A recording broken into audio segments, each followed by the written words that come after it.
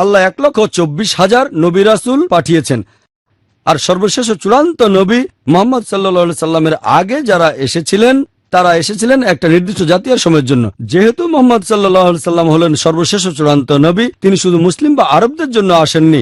আল্লাহ পবিত্র কোরআনে বলেছেন, সূরা আম্বিয়ার 107 নম্বর আয়াতে বলা হয়েছে, ওয়ামা আরসালনাকা ইল্লা রাহমাতুল আলামিন, আমি তো তোমাকে প্রেরণ করেছি পুরো মানুষ জাতির প্রতি রহমত হিসেবে, সকল সৃষ্টির প্রতি রহমত হিসেবে, সমগ্র বিশ্বজগতের প্রতি রহমত হিসেবে। এই কথাটা আবার বলা হয়েছে সূরা সাবার 28 নম্বর আয়াতে উল্লেখ করা হয়েছে, ওয়ামা আরসালনাকা ইল্লা কাফাতাল লিন্নাস বাশীরা ওয়া নাযীরা, আমি তো তোমাকে সমগ্র মানুষ জাতির জন্য প্রেরণ করেছি, তাদের সুসংবাদদাতা ও সতর্ককারী রূপে। তবে অধিকাংশ মানুষই এটা এখনো জানে না। যেহেতু মুহাম্মদ সাল্লাল্লাহু আলাইহি ওয়াসাল্লাম ছিলেন সর্বশেষ ও চূড়ান্ত নবী, তিনি এসেছিলেন পুরো মানুষ জাতির জন্য, আর তার প্রচারিত বাণী মেনে চলা হবে শেষ বিচারের দিন পর্যন্ত। নবী সাল্লাল্লাহু আলাইহি ওয়াসাল্লামের আগে যেসব নবী রাসূল এসেছিলেন তারা এসেছিলেন নির্দিষ্ট জাতি আর সময়ের জন্য। আপনি বললেন রাম এবং কৃষ্ণকে আমরা আল্লাহর রাসূল বলে ধরে নিতে পারি কি না? যেহেতু তাদের নাম কোরআন এবং সহিহ হাদিসে নেই, তাই নিশ্চিত করে বলতে পারি না তারা রাসূল কিনা। এটাও বলতে পারছি না যে রাসূল না। আমি বলবো হতে পারে রাসূল ছিলেন, আমি জানি না। যদি রাসূল হয়েও থাকেন, সেটা নির্দিষ্ট জাতি আর সময়ের জন্য ছিলেন। এখনকার দিনে পৃথিবীর সব মানুষ, সে থাকতে পারে ইন্ডিয়ায়, আমেরিকায়, ইংল্যান্ডে বা সিঙ্গাপুরে বা মালয়েশিয়ায়, আমরা সবাই এখন সর্বশেষ ও চূড়ান্ত নবী মুহাম্মদ সাল্লাল্লাহু আলাইহি ওয়াসাল্লামকে মেনে চলবো। আশা করি উত্তরটা পেয়েছেন। হ্যাঁ ভাই, সামনে থেকে না, এবার আমরা একটা মহিলাদের কাছ থেকে প্রশ্ন নেব। আসসালামু আলাইকুম ডাক্তার জাকির নায়েক, আপনার কাছে আমার প্রশ্ন, আমরা মুসলিমরা কি উনার ব্রিদিং টেকনিক সুদর্শন ক্রিয়া ব্যবহার করতে পারবো? বোন প্রশ্ন করলেন যে মুসলিমরা ওনার প্রচলিত ব্রিদিং টেকনিক সুদর্শন ক্রিয়া ব্যবহার করতে পারবে কিনা। আমি আসলে ওনার এই ব্রিদিং টেকনিকটা সম্পর্কে খুব বেশি জানি না। আমি এই সুদর্শন ক্রিয়াকে বাদ দিয়ে অন্যান্য বিষয়গুলোর উপরে বেশি নজর দিয়েছিলাম। এখানে নিয়ম হলো শ্রী শ্রী রবিশঙ্কর হোক বা অন্য যে কোনো হিন্দু গুরু, যদি সেই টেকনিকের কোনো কিছু ইসলামিক শরিয়ার বিরুদ্ধে যায় সেটা বাদ দিতে হবে। সেটা বাদ। যদি সেটা কোরআন আর সহিহ হাদিসের কথা অনুযায়ী হয় মেনে নেন, কোনো আপত্তি নেই। যদি না মেলে বিরুদ্ধেও না যায় তখন স্টাডি করতে হবে।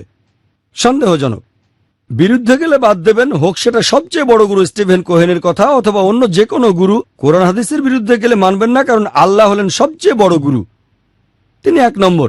যদি বিরুদ্ধে যায় তাহলে বাদ দেন, যদি বিরুদ্ধে না যায় আর পক্ষেও না বলে তাহলে রিসার্চ। এখন উনার ব্রিদিং টেকনিকের কথা যদি বলতে হয়, উনি বলেছেন মনোযোগ দেন, আরো বলেছেন প্রার্থনার সময় এমনকি নামাজের সময়ও মন ঘুরে বেড়ায়। উনার কথায় এটা আপনার মনোযোগ বাড়াবে। আপনারা দেখবেন যে নামাজে অনেক উপকারিতা আছে। আমি একটা লেকচার দিয়েছিলাম, সালাহ দ্য প্রোগ্রামিং টুয়ার্ডস রাইচিয়াসনেস, সেখানে নামাজের অনেক উপকারিতার কথা বলেছি। এখন ব্রিদিং এর কথা যদি বলেন, নামাজের মধ্যে সবচেয়ে সেরা অংশটা হচ্ছে সিজদা। শ্রী শ্রী রবিশঙ্করের ব্রিদিং টেকনিকের একটা গুরুত্বপূর্ণ দিক হলো, উনি বলেছিলেন, আর মেডিকেল ডক্টর হিসেবে আমিও তার সঙ্গে একমত, যে আমাদের ফুসফুসের পুরো সামর্থ্যকে কখনোই ব্যবহার করি না। সাধারণ মানুষ তার ফুসফুসের মাত্র 2/3 ব্যবহার করে, বাকি 1 অংশকে বলা হয় রেসিডুয়াল এরিয়া। উনি ব্রিদিং টেকনিকে দেখিয়েছেন কিভাবে এই 1/3 জায়গা ব্যবহার করা যায়। এরকম আরো অনেক কিছু, তবে মূল ব্যাপার হলো এটাই। ব্রিদিং টেকনিকের উপর তার একটা ভিডিওতে এটা দেখেছিলাম। নামাজের সবচেয়ে সেরা অংশ সিজদা। যখন সিজদায় যায় তখন আমাদের তলপেট ডায়াফ্রামের সাথে ধাক্কা খায়, ডায়াফ্রাম ফুসফুসের নিচের অংশে চাপ দেয়। সিজদার সময় নিঃশ্বাস নিলে এই রেসিডুয়াল এরিয়ার বাতাসটাও তখন বেরিয়ে যায়। তাহলে যদি নামাজ সঠিকভাবে আদায় করেন, তাড়াহুড়ো না করে সঠিকভাবে সিজদায় যাচ্ছেন, এরকম হলে রেসিডুয়াল এরিয়ার বাতাসও বেরিয়ে আসবে। তাজা বাতাস ভেতরে ঢোকাবেন, সেটা ফুসফুসের জন্য উপকারী। ফুসফুসের রোগ হওয়ার সম্ভাবনা কম, ব্রঙ্কাইটিস এরকম অনেক রোগই হবে না। তাহলে ওনার ব্রিদিং টেকনিকের উপকার হবে আপনার ফুসফুসের। নামাজের সময় আমরা তো সেটা করি। এছাড়াও নামাজে আরো অনেক উপকারিতা আছে, বৈজ্ঞানিক উপকারিতা। আমরা যখন দাঁড়িয়ে থাকি তখন ব্রেন থেকে অনেক ইলেকট্রোস্ট্যাটিক চার্জ বেরিয়ে আসে। সিজদার সময় চার্জগুলো নিচে চলে যায়, কারণ মাথা সে সময় নিচে থাকে। সিজদার সময় সাইনাসের একটা ড্রেনেজ তৈরি হয়, frontal sinus, ethmoidal sinus, maxillary sinus. Sinusitis হওয়ার সম্ভাবনাটা কমে যাবে। সিজদায় গেলে আমাদের মুখের স্কিনে রক্তের প্রবাহ বেড়ে যায়, এতে করে চিলবেন আর মুখের স্কিনের অন্যান্য রোগের সম্ভাবনা কমে যায়। যখন সিজদায় যায় তখন আমাদের শরীরের উপরের অংশে রক্তের প্রবাহ বেড়ে যায়, এটা শরীরের জন্য উপকারী। এছাড়াও সিজদায় গেলে আমাদের অ্যাবডোমিনাল ভিসেরায় রক্তের প্রবাহ বেড়ে যায়, এটাও শরীরের জন্য ভালো। এতে করে পাইলসের সম্ভাবনা কমে যায়। এরকম অনেক উপকারিতা। এরপর নামাজে যখন আমরা সিজদা থেকে আবার উঠে দাঁড়াই, বর্তমান বিজ্ঞান আমাদের বলে এ সময় আমাদের কাফ মাসলগুলো পেরিফেরাল হার্ট হিসেবে কাজ করে। যখন উঠে দাঁড়াই তখন শরীরের উপরের অংশে সহজেই রক্ত প্রবাহিত হয়। এভাবে কায়াম, রুকু আর সিজদায় গেলে ভার্টেব্রার অসুখ হওয়ার সম্ভাবনাটা অনেকাংশে কমে থাকে। নামাজের আরো অনেক উপকারিতার কথা বলা যায়, তবে আমরা এই বৈজ্ঞানিক উপকারিতাগুলোর জন্য নামাজ আদায় করি না। নামাজ আদায় করি আল্লাহকে ধন্যবাদ জানাতে। এই উপকারিতাগুলো সাবসিডিয়ারি। আমাদের প্রধান বিরিয়ানি আল্লাহ সুবহানাহু ওয়া তাআলা। আল্লাহ বলেছেন এগুলো বাড়তি উপকারিতা। এগুলো দেখে কেউ কেউ হয়তো আকৃষ্ট হতে পারে, হয়তো অমুসলিমরা ও সুদর্শন ক্রিয়া, ব্রিদিং টেকনিক, হাজার হাজার মানুষ কিন্তু সেখানে যাচ্ছে। তাহলে যদি নামাজের বৈজ্ঞানিক উপকারিতাগুলো দেখেন, সঠিকভাবে নামাজ পড়েন, আলহামদুলিল্লাহ সুম্মা আলহামদুলিল্লাহ, এটা সুদর্শন ক্রিয়ার চেয়ে অনেক বেশি উপকারী। তবে সঠিকভাবে পড়েন। অনেকে খুব তাড়াহুড়ো করে নামাজ পড়ে, অনেক কাজের চাপ, তাড়াতাড়ি সেরে ফেলতেন না। তবে এর চেয়ে ভালো আপনার উপর শান্তি বর্ষিত হোক। গুড মর্নিং এর চেয়ে ভালো। মর্নিং এর মধ্যে গুড কি আছে? সকালে হয়তো বউর সাথে ঝগড়া হয়েছে, তবে গুড মর্নিং বলাটা শরীয়তের বিরুদ্ধে যায় না। গুড মর্নিং বলাটা হারাম নয়, না বললে ভালো। তবে নমস্তে মানে যদি হয় নতজনে হওয়া, তাহলে সেটা হারাম, আর মুসলিমদের এটা বলা উচিত না। আশা করি উত্তরটা পেয়েছেন। এবারের প্রশ্ন মহিলাদের মধ্যে থেকে করবেন। আসসালামু আলাইকুম ভাই। আমরা যখন পবিত্র কোরআনের অনুবাদ পড়ি তখন সেখানে দেখি যে লেখা আছে আমরা পৃথিবী ও আকাশমণ্ডলী সৃষ্টি করলাম, আল্লাহ কেবলমাত্র একজন, কিন্তু এখানে আমরা বলা হচ্ছে কেন? বোন একটা কমন প্রশ্ন করলেন। কোরআনে আমরা এরকম প্রায় দেখি যে আল্লাহ বলেছেন আমরা সৃষ্টি করলাম, আল্লাহ একজন, কিন্তু এখানে বহুবচন কেন? কুল হুয়াল্লাহু আহাদ। এছাড়াও আল্লাহ বলেছেন যে নাহনু, আমরা কোরআন অবতীর্ণ করেছি অনেক জায়গায়। সূরা হিজরের 9 নম্বর আয়াতে বলা হয়েছে, এরকম অনেক জায়গায় আছে। আপনি যদি ভালো করে দেখেন যে অনেক ভাষাতে এরকম আছে। বহুবচন দুই প্রকারের হয়, একটা হলো সংখ্যাগত বহুবচন, আর একটা রাজকীয় বহুবচন, সম্মান দেখানোর জন্য। যদি কোথাও একজনের বেশি লোক থাকে সেটা সংখ্যাবাচক। 5-6 জন লোক থাকলে বলি আমরা এটা করেছি, আমরা ওটা করেছি। দ্বিতীয় বহুবচনটা হলো সম্মানজনক বহুবচন অথবা রাজকীয় বহুবচন। ইংল্যান্ডেও যখন রানী কথা বলেন, তিনি বলেন আমরা এটা করেছি, যদিও তিনি একজন। একইভাবে হিন্দি আর উর্দু ভাষায় হাম মানে আমরা বহুবচন, তবে হাম দিয়ে সম্মানও বোঝানো হয়। সাবেক প্রধানমন্ত্রী রাজীব গান্ধী এরকম বলেছিলেন, হাম দেখনা চাহতে হ্যায়, উনি তো একজন। তাহলে এখানে হাম বলা হচ্ছে সম্মান দেখানোর জন্য, এটা একবচন। একইভাবে আরবিতে নাহনু মানে আমরা, এটা সংখ্যাবাচক অথবা সম্মানসূচক বহুবচন। আর পবিত্র কোরআনে যখন আল্লাহ নিজের ব্যাপারে আমরা বলেছেন, এটা রাজকীয় বহুবচন, সম্মানসূচক বহুবচন, তবে তিনি একজন। কুল হুয়াল্লাহু আহাদ। বলো তিনি আল্লাহ এক, অদ্বিতীয়। আশা করি উত্তরটা পেয়েছেন। হ্যাঁ ভাই, পেছন দিক থেকে আপনি দাঁড়িয়ে প্রশ্ন করবেন। Thank you. একজন নাস্তিকের কাছে আল্লাহর অস্তিত্ব প্রমাণ করব কিভাবে? ভাই প্রশ্ন করলেন যে একজন নাস্তিকের কাছে কিভাবে আল্লাহর অস্তিত্ব প্রমাণ করব। পবিত্র ধর্মগ্রন্থে আল্লাহ তাআলার ধারণা নিয়ে তো কথা বললাম আমি। এখন আমি একজন নাস্তিকের কাছে সেটা প্রমাণ করব কিভাবে। কোন নাস্তিকের সাথে দেখা হলে আমি প্রথমে যেটা করব, যে আল্লাহকে বিশ্বাস করে না তাকে অভিনন্দন জানাবো। আমি তাকে অভিনন্দন জানাবো, কারণ পৃথিবীর বেশিরভাগ মানুষই অন্ধভাবে বিশ্বাস করে। বেশিরভাগ ক্ষেত্রে কেউ হিন্দু কারণ তার বাবা হিন্দু, কেউ খ্রিস্টান কারণ তার বাবা খ্রিস্টান, আমাদের অনেকে মুসলিম কারণ বাবা মুসলিম। আর এই নাস্তিক ভাবছে সেও একটা ধর্মীয় পরিচয়ে বড় হয়েছে, কিন্তু তার মনে হয়েছে যে তার বাবা যে ঈশ্বরের পূজা করে সেটা আসলে কোনো ঈশ্বর না, তাই ঈশ্বরকে অস্বীকার করে। আমি তাকে অভিনন্দন জানাবো, কারণ সে ইসলামিক শাহাদা, ইসলামিক ধর্মবিশ্বাসের প্রথম অংশটা মেনে নিয়েছে, লা ইলাহা, কোনো উপাস্য নেই। এখন তাকে বলাতে হবে ইল্লাল্লাহ, সেটা আমি করতে পারবো ইনশাল্লাহ। তাকে অভিনন্দন জানাবো তার কারণ সে ইসলামী ধর্মবিশ্বাসের প্রথম অংশটা মেনে নিয়েছে, লা ইলাহা। আল্লাহ পবিত্র কোরআনে বলেছেন, তাআলা ইলা কালমাতিন সাওয়াইন বাইনা বাইনাকুম। এসো সেই কথায় যা তোমাদের ও আমাদের মধ্যে এক। যদিও সেটা নাস্তিক, একজন নাস্তিকের সাথে আমাদের সাদৃশ্য হলো লা ইলাহা, কোনো উপাস্য নেই। নাস্তিকের ক্ষেত্রে অর্ধেক কাজটা হয়ে গেছে। এবারে অন্যান্য অমুসলিম যারা ভুল ঈশ্বরের উপাসনা করে, প্রথমে তাদের বোঝাতে হবে তারা যে ঈশ্বরের পূজা করে সেটা আসলে কোন ঈশ্বর না। তারপর তাদের সামনে আল্লাহ তাআলার অস্তিত্ব প্রমাণ করতে হবে। এখানে অর্ধেক কাজ তো হয়ে গেছে, সে অলরেডি বলেছে লা ইলাহা, কোনো উপাস্য নেই। এখন তাকে বোঝাতে হবে ইল্লাল্লাহ, আল্লাহ ছাড়া, সেটা আমি করবো ইনশাল্লাহ। আমার অর্ধেক কাজ তো। কোন নাস্তিককে আমি প্রথমেই প্রশ্ন করব যে মনে করেন এমন একটা যন্ত্র, একটা ইকুইপমেন্ট যেটা পৃথিবীর কোনো মানুষ আগে দেখেনি, সেই যন্ত্রটা যদি আপনার সামনে আনা হয়, পৃথিবীর কোনো মানুষ যেটা আগে দেখেনি, যদি সেটা আপনার সামনে এনে জিজ্ঞেস করা হয় এই যন্ত্রটা কিভাবে কাজ করে, এই যন্ত্রটা সম্পর্কে আপনাকে কে বলতে পারবে, তার উত্তর কি হতে পারে? সে হয়তো বলবে স্রষ্টা, বলবে উৎপাদনকারী অথবা প্রস্তুতকারী অথবা আবিষ্কারক, এরকমই কিছু একটা। সেই উত্তরটা আপনি মনে রাখেন। সে হয়তো বলবে স্রষ্টা, উৎপাদনকারী, কারিগতে বলা হয়েছে, সূরা তারিকের 11 নম্বর আয়াতে বলা হয়েছে। এভাবে আপনি একের পর এক শুধু রেফারেন্সই বলে যেতে পারেন। পবিত্র কোরআনের যেখানে পানিচক্র সম্পর্কে বলা হয়েছে 1400 বছর আগে কে কথাগুলো বলতে পারেন, সে নাস্তিক কোনো কথা বলবে না। কোরআন অনেক বিষয়ের উপরই বলেছে, যেমন জিওলজি। পবিত্র কোরআনে সূরা আম্বিয়ার 31 নম্বর আয়াতে উল্লেখ করা হয়েছে, আমি পৃথিবীতে সৃষ্টি করেছি সুদৃঢ় পর্বত, যাতে পৃথিবী এদিক ওদিক ঢলে না পড়ে। কোরআন বলছে পাহাড় পর্বত পৃথিবীকে সুদৃঢ় করেছে, যেটা কিছুদিন আগে জেনেছি। এরপর সমুদ্রবিদ্যা, আমরা জানতাম যে পানি দুই প্রকারের, লোনা আর মিষ্টি, কিন্তু আমরা জানতাম না যে এদের মধ্যে একটা ব্যবধান আছে যা তারা অতিক্রম করতে পারে না।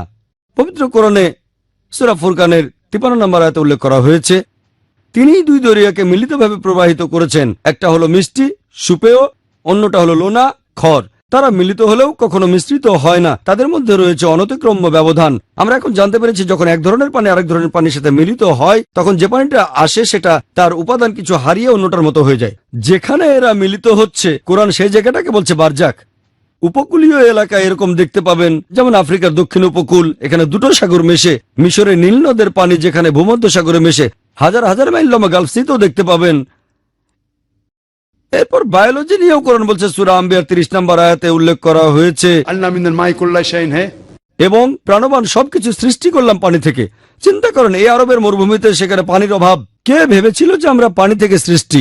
আজকে বিজ্ঞান উন্নত হওয়ার পর আমরা জানতে পেরেছি পানি থেকেই সব প্রাণী সৃষ্টি হয়েছে। প্রত্যেক জীবদেহে কোষ থাকে, এই কোষের 80% সাইটোপ্লাজম। প্রত্যেক প্রাণীর শরীরে 50 থেকে 80% পানি আছে। পবিত্র কোরআনে সূরা নূরের 45 নম্বর আয়াতে বলা হয়েছে আল্লাহ সমস্ত জীব সৃষ্টি করেছেন পানি থেকে। এরপর সূরা ফুরকানের 54 নম্বর আয়াতে বলা হয়েছে যে আল্লাহ মানুষকে সৃষ্টি করেছেন পানি থেকে। এগুলো সব বায়োলজি নিয়ে। পবিত্র কোরআনে সূরা রাদের 3 নম্বর আয়াতে বলা হয়েছে তিনি উদ্ভিদ সৃষ্টি করেছেন জোড়ায় জোড়ায়। গাছের মধ্যে পুরুষ নারী আছে, আগে জানতাম না। এই কথাগুলো কে বলতে পারেন? এরপর জিওলজি, পবিত্র কোরআনে বিভিন্ন পশু পাখি সম্পর্কে বলা হয়েছে, এটা সূরা আনামের 38 নম্বর আয়াতে আছে। তারপর মৌমাছির কথা বলা হয়েছে সূরা নাহালের 68 ও 69 নম্বর আয়াতে। কোরআনে মাকড়সার জীবন নিয়েও বলা হয়েছে, এটা আছে সূরা আনকাবুতের 41 নম্বর আয়াতে। পিঁপড়ার জীবনযাত্রা সম্পর্কে বলা হয়েছে সূরা নামলের 17-18 নম্বর আয়াতে। জিওলজি সম্পর্কে বলেছে 1400 বছর আগে কে কথাগুলো বলতে পারেন? এরপর কোরআনে বলা হয়েছে মেডিসিন সম্পর্কে, মধুর মধ্যে রয়েছে মানুষের জন্য আরোগ্য। সূরা নাহালের 68 ও 69 নম্বর আয়াতে এটা আছে।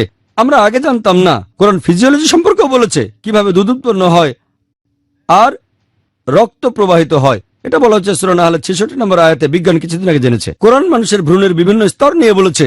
কোরআন জেনেটিক্স নিয়ে বলেছে। পুরুষের শুক্রাণু সন্তানের লিঙ্গ নির্ধারণ করে, সূরা নাজমের 45 নম্বর আয়াতে এটা বলা হয়েছে। এছাড়াও সূরা কিয়ামার 37 থেকে 39 নম্বর আয়াতেও বলা হয়েছে। এরকম আরো অনেক। কোরআনে কে কথাগুলো বলতে পারেন? এগুলো কে বলতে পারেন? তখন সেই নাস্তিক শুধু একটা উত্তরই দেবে, স্রষ্টা, উৎপাদনকারী, প্রস্তুতকারক, আবিষ্কারক। এই স্রষ্টা, এই উৎপাদনকারী, এই প্রস্তুতকারক, এই কারিগর, আমরা মুসলিমরা তাকে বলি আল্লাহ। এজন্য ফ্রান্সিস বেকন বলেছেন, বিজ্ঞান সম্পর্কে অল্প জানলে আপনি নাস্তিক হয়ে যাবেন, বেশি জানা শুরু করলে আপনি ঈশ্বরে বিশ্বাস করবেন। আর এখনকার বিজ্ঞান কিন্তু ঈশ্বরকে বাদ দিচ্ছে না, ঈশ্বরের বিভিন্ন মডেলকে বাদ দিচ্ছে। লা ইলাহা ইল্লাল্লাহ। তাহলে পবিত্র কোরআনের সাহায্যে আমরা একজন নাস্তিকের কাছে আল্লাহর অস্তিত্ব প্রমাণ করতে পারি।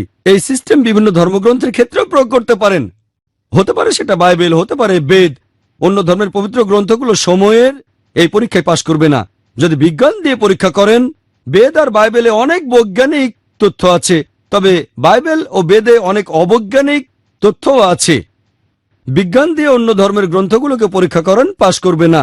কিন্তু যদি কোরআনকে পরীক্ষা করেন, আলহামদুলিল্লাহ, কোরআন হলো আল্লাহ সুবহানাহু ওয়া তাআলার সর্বশেষ ও চূড়ান্ত আসমানী কিতাব। আল্লাহ আমাদের স্রষ্টা, তিনি সবচেয়ে বড় বিজ্ঞানী। এটাই একমাত্র বই যেটা দিয়ে আমরা আল্লাহ সুবহানাহু ওয়া তাআলার অস্তিত্ব প্রমাণ করতে পারি। আশা করি উত্তরটা পেয়েছেন। হ্যাঁ ভাই, পেছন দিক থেকে। আপনি দাঁড়িয়ে প্রশ্ন করবেন। Thank you. সালাম আলাইকুম ও রহমতুল্লাহ বারাকাতুহু। ভাই, এটা ওই প্রশ্নেরই মতো। আসলে আমি চ্যাট করছিলাম সাইটে আর রিলিজন রুমে, আর বুঝলেন কিনা একজন আমাকে জিজ্ঞেস করলো, ঈশ্বর সম্পর্কে তোমার ধারণা কি? যেই আমি বলেছি যে ঈশ্বরের শুরুও নেই শেষ নেই, তখন তারা বলতে শুরু করলো যে জিনিসের শুরুও নেই শেষও নেই, তার মানে সে জিনিসের কোনো অস্তিত্বও নেই। অতএব এটাই কি একমাত্র উপায় প্রমাণ করার? একমাত্র কে হতে পারে যাকে বলে সৃষ্টিকর্তা? এই ব্যাপারে প্রমাণ করার আর কোনো উপায় আছে কি যে আল্লাহ সুবহানাহু ওয়া তাআলার কোনো শুরুও নেই আর শেষও নেই? ভাই প্রশ্ন করলেন যে একজন নাস্তিকের কাছে আল্লাহ তাআলা সম্পর্কে বলার সময় আপনি বলেছিলেন আল্লাহ একজন, তার কোনো শুরু নেই, কোনো শেষও নেই। সে বলল যার শুরু বা শেষ নেই তার তো কোনো অস্তিত্বই নেই। এটা সৃষ্টি করা জিনিসের ক্ষেত্রে খুবই সত্যি কথা। যেটা সৃষ্টি করা হয়েছে তার একটা শুরু থাকবে আর একটা শেষও থাকবে। কিন্তু যাকে সৃষ্টি মানুষ ভুল করে, অনেকে আমার পা ছোঁয়, আমি বলি না এটা শিরক। অনেকে বলে করুক না, সমস্যা কি? যখন করতে চাই করতে দেন, সমস্যা নেই কোনো। হ্যাঁ, কিছু কাজ করা যায়, যেমন হাতে চুমু খাওয়া, এই কাজটা শিরকের পর্যায়ে পড়ে না, আমরা অবশ্য করতে বলি না। তবে কিছু দেশের কালচারে হাতে চুমু খাওয়ার এই নিয়মটা আছে, কিন্তু যদি কাজটা ইসলামের বিরুদ্ধে চলে যায় তাহলে আপনাকেই থামাতে হবে, তা না হলে আপনাকে দোজখের আগুনে জ্বলতে হবে। এটা খুবই ইম্পর্ট্যান্ট। আর মুসলিমদের মধ্যেও দেখা যায় তারাও মুগ্ধ হয়। এরকম একবার, মানে গতকালের কথা, এক লোকের খুব ভালো লেগে গেছে আমাকে। সে দক্ষিণ আফ্রিকার লোক, বলল আপনার সঙ্গে দেখা করার খুব ইচ্ছা ছিল। আল্লাহ, রাসূল এবং সাহাবেগণের পরে ডক্টর জাকির নায়েক, তাদের কাছে ভালো লেগে গেছে। তবে তাকে বলতে হবে সাহাবিগণের পরে তাবেইন, তাবে তাবেইন, নিয়মটা তো মানতে হবে। মুগ্ধ হতেই পারেন, মুসলিমরা মুগ্ধ হয়, আলহামদুলিল্লাহ। এখানে তো আমরা বুঝতে পারছি না বুঝে এরকম করছে, এদের শুধরাতে হবে যে সাহাবিগণের পরে ডক্টর জাকির নায়েক না। আমাদের নবীজি মুহাম্মদ সাল্লাল্লাহু আলাইহি ওয়াসাল্লাম বলেছেন প্রথমে হলেন সাহাবিগণ, তারপরে পরবর্তী 2 জেনারেশন তাবেইন, তারপর তাবে তাবেইন। এদের পরে আপনি যদি কাউকে 1 নম্বরে বসাতে চান আপনার ব্যাপার, আমরা কোরআন সুন্নাহ মেনে চলবো। আমাদেরকে আল্লাহ এবং তার রাসূলের নির্দেশগুলো মেনে চলতে হবে। প্রথমে আল্লাহ, তারপরে তার রাসূল। এভাবে কথা বলার সময় খেয়াল রাখবেন যেন সীমা না ছাড়িয়ে যান। এজন্য যারা লাইমলাইটে আছেন তারা আল্লাহর কাছে দোয়া করবেন, শয়তানের হাত থেকে রক্ষা করো। আমার কথা যদি বলেন, আলহামদুলিল্লাহ, রাতে এশার নামাজ পড়ার পরে আমি 2 রাকাত নফল নামাজ পড়ে আল্লাহর কাছে দোয়া করি শয়তান যেন আমার দ্বারা উপকৃত না হয়। আল্লাহ তাআলার সাহায্য করলে হয়তো আমি পারবো, তবে শয়তান এই লোকগুলোর পিছু লেগেছে। আল্লাহ পবিত্র কোরআনে বলেছেন, সূরা ফুরকানের 31 নম্বর আয়াতে উল্লেখ করা হয়েছে, প্রত্যেক নবীর জন্য আমি শত্রু করেছিলাম অপরাধীদের। এটা আলাদা ব্যাপার। আমরা নবীদের চেয়ে ছোট, সাহাবীগণের চেয়েও ছোট। তবে যেসব মানুষ এভাবে জনপ্রিয় হয়ে যায়, শয়তান তাদের ভুল পথে পরিচালিত করতে চায়। সেজন্য আউযুবিল্লাহি মিনাশ শাইতানির রাজিম, আমাদেরকে আল্লাহ সুবহানাহু ওয়া তাআলার পথে থাকতে হবে। আল্লাহর কাছে দোয়া করেন তিনি যেন আমাদের শয়তানের হাত থেকে রক্ষা করেন। মানুষ অনেক সময় ভুল পথে চলে যেতে পারে, আমরা আল্লাহ তাআলার কাছে দোয়া করতে পারি, আল্লাহ আমাদের ভুল পথে নিও না। এইসব খ্যাতি, টাকা পয়সা, এগুলো আখিরাতে জান্নাতের তুলনায় কিছুই না। এটা করা ভুল। এখন কেউ যদি ইসলামের কাছাকাছি আসতে চায় তাহলে আগে তার কথা শোনেন, হিকমতের সাথে তাকে আল্লাহর কাছাকাছি আনেন। উদু ইলা সাবিলি রাব্বিকা বিল হিকমা ওয়াল মাওয়াযাতিল হাসানা ওয়াজাদিল বিল্লাতি হাসান। মানুষকে তোমার প্রতিপালকের পথে আহ্বান করো হিকমত ও সদুপদেশ দ্বারা, তাদের সাথে তর্ক করো, তাদের যুক্তি দেখাও সবচেয়ে উত্তম ও গ্রহণযোগ্য পন্থায়। তাহলে কেউ যদি বলে আজ থেকে আমি আপনার অনুসারী হব, এখানে অনুসরণ করাটা যদি ইসলাম হয় তাহলে আলহামদুলিল্লাহ। তবে তাকে বোঝাতে হবে অনুসারী হওয়া মানে এই না যে শ্রী শ্রী রবিশঙ্করকে বাদ দিয়ে আমার পূজা করবেন আপনারা। এটা তাদের বোঝাতে হবে। এরকম হলেই সবচেয়ে বেশি উপকারিতা পাবেন। আমাদের প্রধান লক্ষ্য আখিরাত, আল্লাহ তাআলার সন্তুষ্টি অর্জন করা। তবে শয়তানের ব্যাপারে সাবধান থাকতে হবে, সে চেষ্টা করে যাচ্ছে। তাই আমরা আল্লাহ তাআলার কাছে প্রার্থনা করব তিনি যেন আমাদের সামান্য উদ্যোগটা কবুল করেন। যা কিছু হচ্ছে সবকিছু আল্লাহ তাআলার ইচ্ছাতেই হচ্ছে। কেউ যদি হেদায়েত পায় সেখানে আমার কোনো কৃতিত্ব নেই। এমন না যে আমি খুব মহান, খুব ভালো দায়ী। এটা হলো আল্লাহ তাআলার ইচ্ছা। আমরা থাকি বা না থাকি ইসলাম ঠিকই ছড়িয়ে পড়বে। আমাকে আল্লাহর প্রয়োজন নেই। আমরা দোয়া করতে পারি আল্লাহ যেন আমাদের সুযোগ দেন। খড়ের গাদায় সূর্যের আলো পড়লে যেমন জ্বলে উঠে, সেরকম আমাদেরকে তা দরকার নেই। এটা করলে আমরা কিছু সওয়াব পাবো, জান্নাতে যেতে পারবো। আশা করি